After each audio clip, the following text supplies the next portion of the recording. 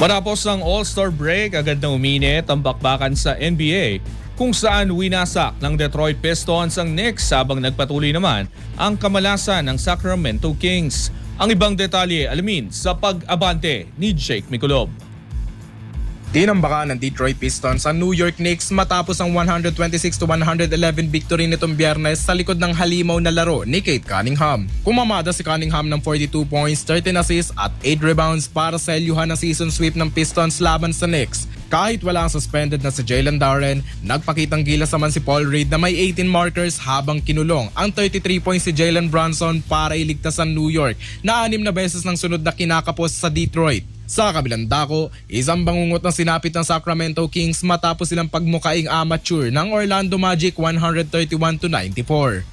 Sa talong ito, naitala ng Kings ang kanilang ika-15 sunod na pagkatalo, isang bagong franchise record ng kamalasan. Pinangunahan ni Paolo Banchero ang Orlando sa kanyang 30 points habang nagpaula ng Magic ng franchise record na 27 3-point made. Hindi rin nagpaawat ang Boston Celtics sa kanilang 121-110 na panalo kontra Golden State Warriors. Nagtala si Jaylen Brown ng triple-double na 23 points, 15 rebounds at 13 assists para sirain ang debut ni Kristaps Porzingis sa Warriors. Sa Los Angeles, nasayang ang 4 na sunod na triple-double streak ni Nikola Jokic matapos kapusin ng Nuggets sa kamay ng Clippers. Bagamat tumakot si Jokic ng 22 points at 17 rebounds, naging susi ang season high performance ni Benedict Mathurin sa kanyang home debut para sa LA.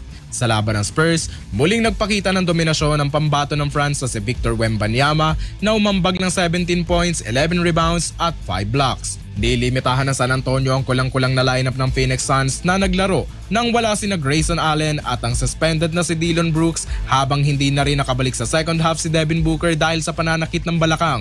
Nagpakitang gilas din sina Kevin Durant na umiskor ng 35 points sa 105-101 na panalo ng Houston Rockets laban sa Charlotte at si Brandon Ingram na may 31 points sa 110-101 na victory ng Toronto Raptors kontra Chicago Bulls. Wagi rin ang Atlanta Hawks laban sa Sixers 117-107, ang Cleveland Cavaliers kontra Nets 112-84 at ang Washington Wizards na pinataob ang Indiana Pacers 112-105.